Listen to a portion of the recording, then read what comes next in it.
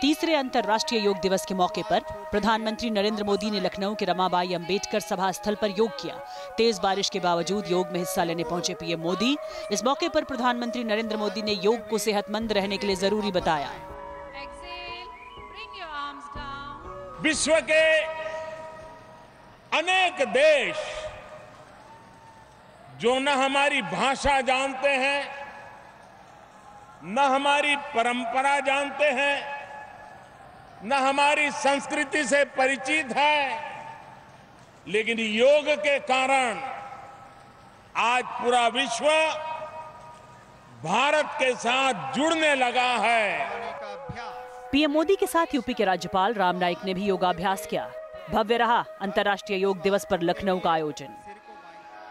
PM Modi के साथ CM Yogi Adityanath ने साझा किया मंच पर किए योगी ने भी योग के आसन।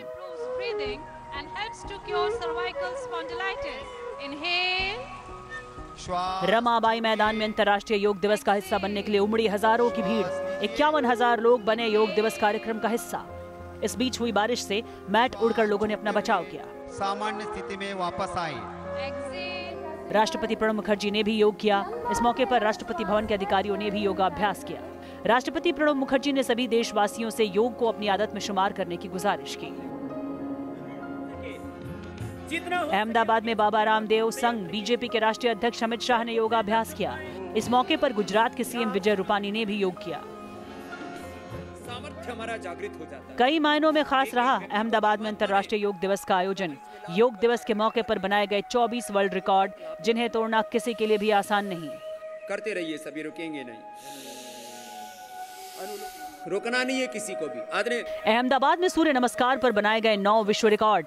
एक शख्स ने 8 घंटे में 4500 बार सूर्य नमस्कार किया, जबकि दूसरे शख्स ने लगातार 4050 बार सूर्य नमस्कार करने का रिकॉर्ड अपने नाम किया।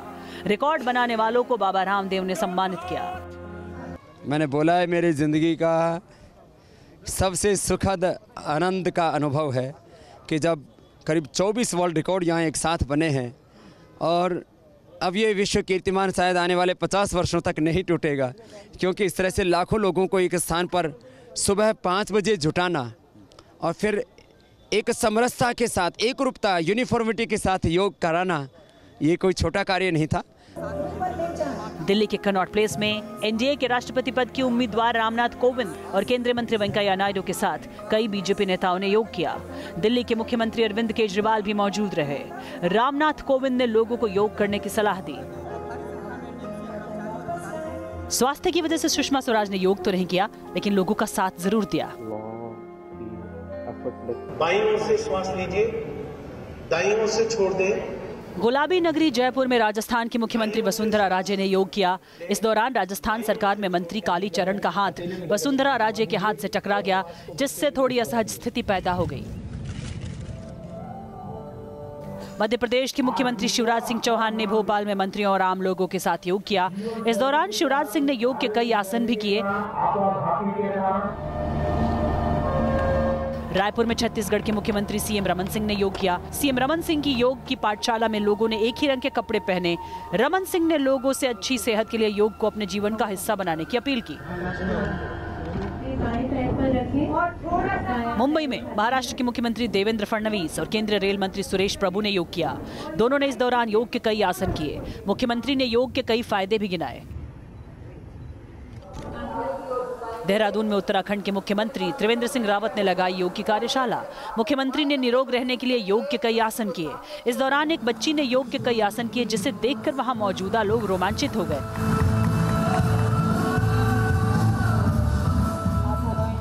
नलबाड़ी में असम के मुख्यमंत्री सर्बानंद सोनोवाल और आचार्य बालकृष्ण ने लोगों के साथ योग किया। सीएम ने योग के कई आसन किए। इस दौरान आचार्य बालकृष्ण ने लोगों को योग की खूबियों के बारे में बताया। इम्फाल में मणिपुर के मुख्यमंत्री एन वीरेन सिंह ने और केंद्रीय मंत्री प्रकाश जावड़ेकर ने योग की क्लास लगाई। मुख्यमंत्री ने लोगों से योग को अपनी दिनचर्या का हिस्सा बनाने की सलाह दी, तो वहीं केंद्रीय मंत्री प्रकाश जावड़ेकर ने लोगों को योग करने के फायदे गिनाए। बनारस के गंगा घाट पर लगा योग शिविर। रेल राज्य मंत्री मनोज सिन्हा ने लोगों के साथ योग किया। इस मौके पर कई विदेशियों ने भी योग किया। रेल मंत्री ने लोगों को रोजाना योग करने की सलाह दी।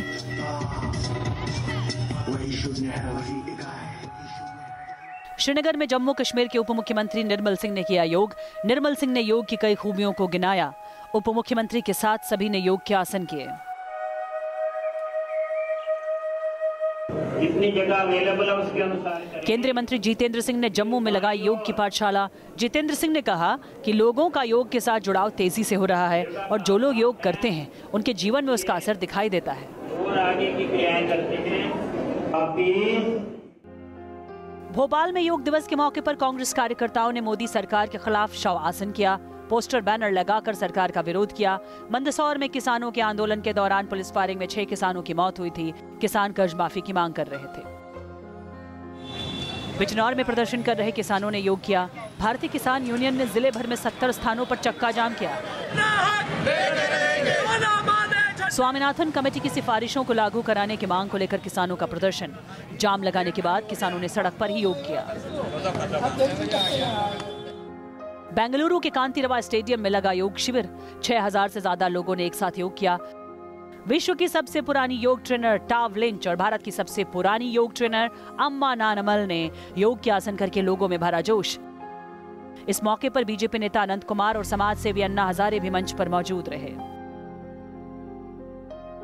मुंबई में मलाइका अरोड़ा और बीजेपी नेता साइना एनसी ने योग किया। अरबाज खान भी मौजूद रहे। फिल्म डायरेक्टर सुभाष घई ने लोगों के साथ योग किया। सुभाष घई ने योग के कई आसन किए। मुंबई के गेटवे ऑफ इंडिया पर लगा योग प्रेमियों का जमावड़ा। अंतर्राष्ट्रीय योग दिवस पर दुनिया को संदेश देने के लिए हजारों लोगों ने योग किया। दुनिया को मोहब्बत का पैगाम देने वाले ताजमहल से दुनिया को योग का पैगाम दिया गया। ताज परिसर के अंदर लोगों ने योग किया। दुनिया को स्वस्थ रहने का संदेश दिया। लाल किले से भी दुनिया को स्वस्थ रहने का पैगाम मिला। लोगों ने लाल किले पर योग किया। न्यूयॉर्क में यूएन हेडक्वार्टर में भी योग का संदेश। छोटे छोटे बच्चों ने योग किया। बच्चों ने कलाबाजी भी की। योग के साथ साथ कई बच्चों ने जिम्नास्ट का भी नमूना पेश किया। मलखम करके बच्चों ने जीता लोगों का दिल। यूएन से हिंदुस्तानी बच्चों ने भी दिया दुनिया को योग का पैगाम। हिंदुस्तान के 72 बच्चों ने यूएन हेडक्वार्टर पर योग किया।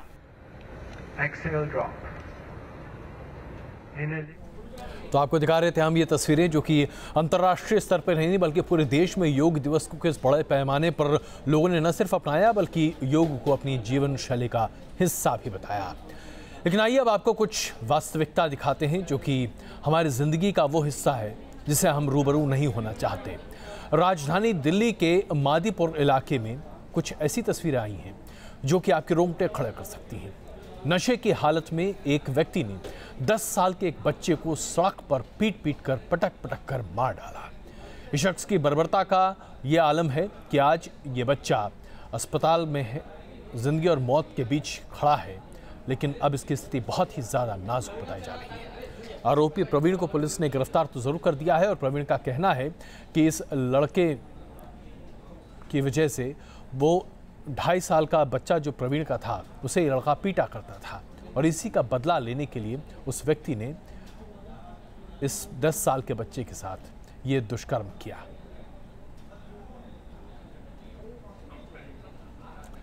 रही जरा आपको बताते हैं कैसे फिलीपींस को एक तरह से सीरिया बनाने की पूरी कोशिश आईएसआईएस लगातार कर रहा है और वो सिर्फ इसलिए क्योंकि फिलीपींस के कई द्वीप में आईएसआईएस के लड़ाके अपना घर बना चुके हैं और लगातार कोशिशें यही हो रही हैं कि फिलीपींस को किस तरीके से पूरी तरह से ध्वस्त कर दिया जाए।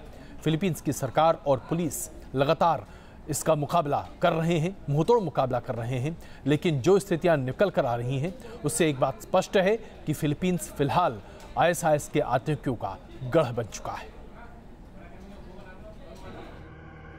ये छोटी सी तस्वीर बताने के लिए काफी है कि फिलीपींस के मरावी के नजदीक बने इस स्कूल में पढ़ने वाले बच्चों पर क्या गुजरी होगी। स्कूल में गोलियां चली, बच्चों को बंदूकों की नोक पर रखा गया और पूरी दुनिया एक बार फिर एशिया पैसिफिक में बढ़ते कट्टरपंथ से सहम गई। खबरों के मुताबिक ये आतंकी बंगस मोरो इस्लामिक फाइटर्स गुट से थे और 300 से ज्यादा आतंकी सुबह के वक्त स्कूल के अंदर घुस गए थे। इन आतंकियों ने न सिर्फ बच्चों को बंधक बनाया बल्कि पूरे स्कूल को एक बंकर में तब्दील कर दिया, जहां जगह जगह हथियार बंद आतंकी पोजीशन लेकर बैठ गए। मरावी के नजदीक हुए इस हमले को फिलीपींस की फौज ने एक डाइवर्जन टैक्टिस करार दिया। दरअसल मरावी में पिछले 5 हफ्तों से फिलीपींस की फौज और माते आतंकियों के बीच मुठभेड़ जारी है। 19 मई को माते आतंकियों ने मरावी को अपने कब्जे में लिया था और मरावी शहर को फिलीपींस में इस्लामिक स्टेट का हेडक्वार्टर करार दे दिया था। हालांकि कब्जे की आशंका को देखते हुए सैकड़ों लोग मरावी से निकल भागे थे, लेकिन हजारों लोग आज भी मरावी के अंदर फंसे हुए हैं और उनके आतंकियों और फौज की गोलाबारी की चपेट में आने की आशंका जताई जा रही है। मरावी सिटी के तकरीबन हर स्कूल, कॉलेज, दफ्तर को आतंकियों ने अपनी छावनी में तब्दील कर दिया है। ये मौते गुट लंबे वक्त से दक्षिणी फिलीपींस में सक्रिय था। ये आतंकी फिलीपींस में शरिया लगाने की मांग करते हैं, लेकिन यूं माते आतंकी बेगुनाह लोगों को अपना निशाना बना लेंगे, इसकी कल्पना फिलीपींस की सरकार ने भी नहीं की थी। हालात किस कदर नाजुक है, इसका अंदाजा आप इस बात से लगा सकते हैं कि फिलीपींस में अमेरिकी फौज भी उतर चुकी है। हालांकि अब तक अमेरिकी जवानों का रोल सिर्फ टेक्निकल सपोर्ट मुहैया कराना है, लेकिन अगर हालात बिगड़े तो अमेरिकी फौज भी मैदान में उतर सकती है। Team news nation. आइए अब चलते हैं अयोध्या। अयोध्या में राम मंदिर निर्माण की तैयारियां एक बार फिर से वीएचपी के द्वारा शुरू करने से राजनीतिक सरगर्मी है। मंदिर निर्माण के लिए तराशे जाने वाले पत्थर का जत्था एक के बाद एक लगातार अब अयोध्या पहुंचाया जा रहा है। अखिलेश यादव की सरकार के समय साल 2015 में इस पर प्रतिबंध लगाया गया था और उस वक्त वीएचपी की इन कोशिशों को अखिलेश यादव की सरकार ने धता बताया था, लेकिन अब वीएचपी ने मौजूदा योगी आदित्यनाथ सरकार से इसकी अनुमति ले ली है और अंदाजा लगाया जा रहा है कि 100 से ज्यादा ट्रक पत्थरों से लदे हुए अयोध्या की तरफ रवाना हो चुके हैं, जिनमें से 2 ट्रक से पत्थर अयोध्या में उतारे जा चुके हैं। सूबे में निजाम बदलने का असर अब धीरे धीरे दिखाई देने लगा है। योगी आदित्यनाथ की ताजपोशी के बाद से अयोध्या में गहमा गहमी बढ़ गई। अयोध्या में मंदिर निर्माण के काम में तेजी आ गई है। राम की नगरी में क्रेन से उतारे जा रहे लाल पत्थर इसकी तस्दीक कर रहे हैं। दरअसल अयोध्या में जिन लाल पत्थरों को लाने पर पाबंदी लगाई गई थी, उन्हें अब फिर से अयोध्या मंगाया जा रहा है। राजस्थान के भरतपुर से लाल पत्थरों से लदे 2 ट्रक अयोध्या पहुंचे। समाजवादी पार्टी की अखिलेश सरकार ने इन लाल पत्थरों को अयोध्या लाने पर पाबंदी लगा दी थी। 19 जून को विश्व हिंदू परिषद ने वाणिज्य कर विभाग के फॉर्म 39 के नियमों को पूरा करते हुए राजस्थान से 2 ट्रक पत्थरों की खेप मंदिर निर्माण के लिए मंगाए हैं। इससे पहले अखिलेश सरकार ने फॉर्म 39 पर रोक लगा रखी थी, जिसे अब योगी सरकार ने बहाल कर दिया है। राम मंदिर निर्माण के लिए कार्यशाला में राजस्थान की खदानों से पत्थर 1990 से मंगाए जा रहे हैं। देखिए, पत्थरों की खेप जो है वो नियमित प्रक्रिया की अंग है। मंदिर निर्माण होना है तो पत्थरों का आना भी स्वाभाविक है, एक प्रक्रिया है। और लगातार 1990 से पत्थरों की खेप अयोध्या आती रही है।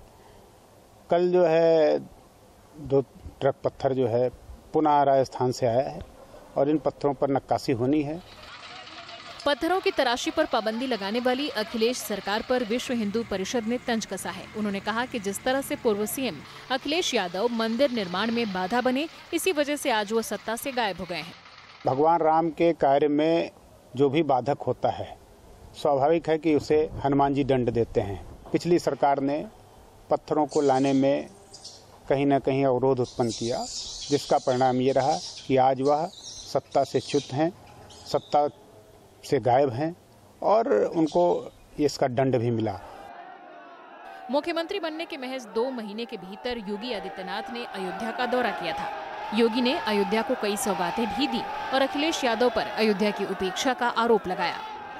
अब 26 जुलाई को योगी आदित्यनाथ फिर से अयोध्या जाएंगे। मुख्यमंत्री के अयोध्या दौरे से पहले पत्थरों का पहुंचना अयोध्या में जारी हलचल की ओर इशारा कर रहा है। वीएचपी को यकीन है कि केंद्र और राज्य में बीजेपी की सरकार होने से मंदिर निर्माण में अब कोई बाधा नहीं आएगी। हालांकि असलियत ये है कि ये मामला फिलहाल देश की सर्वोच्च अदालत में है। सुप्रीम कोर्ट ने इस मसले को कोर्ट के बाहर सुलझाने का मशवरा दिया था, लेकिन बात बन नहीं पाई। अब सबकी निगाहें अयोध्या के साथ साथ सुप्रीम कोर्ट पर टिक गई हैं। अयोध्या से भूपेंद्र सिंह के साथ टीम न्यूज़ नेशन। जब घर में बच्चे होते हैं और 10वीं या 12वीं की परीक्षा उनके सर पर होती है तो मार्च का महीना आपके लिए एक काल की तरह दिखाई देता है। लेकिन अब सीबीएसई ने तय किया है कि बोर्ड की परीक्षाएं फरवरी के महीने में की जाएंगी। क्या इससे बोर्ड को फायदा होगा, छात्रों को फायदा होगा या बेहतर सुविधाएं मिल सकती हैं? आइए आपको बताते हैं। सीबीएसई बोर्ड की कॉपियों के मूल्यांकन में देरी और गड़बड़ी के बाद हुई फजीहत से बचने के लिए बोर्ड ने नया रास्ता निकाला है। सीबीएसई बोर्ड अब अगले साल से परीक्षाएं मार्च के बजाय फरवरी महीने में कराएगा। फरवरी में एग्जाम कराने से बोर्ड को कॉपी जांचने के लिए पहले से ज्यादा वक्त मिल जाएगा। सीबीएसई के मुताबिक परीक्षा की पूरी प्रक्रिया जो फिलहाल 45 दिनों तक चलती है, उसे भी घटाकर 1 महीने में खत्म करने के बारे में सोचा जा रहा है। फिलहाल बोर्ड परीक्षाएं 1 मार्च से शुरू होकर 20 अप्रैल तक खत्म होती हैं। परीक्षाएं 1 महीने पहले कराने से नतीजों के ऐलान की तारीख भी एडवांस हो जाएगी। आमतौर पर सीबीएसई के नतीजे मई महीने के तीसरे या चौथे सप्ताह में आते हैं। परीक्षा जल्द कराने के पीछे बोर्ड की दलील है कि अप्रैल में गर्मियों की छुट्टी शुरू हो जाती है, लिहाजा अनुभवी शिक्षक अंकों के मूल्यांकन के लिए नहीं मिल पाते हैं। लेकिन परीक्षाएं फरवरी में कराने से बोर्ड को कॉपियां जांचने के लिए अच्छे टीचर मिल जाएंगे।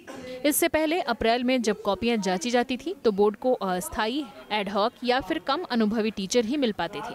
सीनियर टीचर इस दौरान छुट्टी पर होते हैं। छुट्टी होने की वजह से वो काम करना पसंद नहीं करते।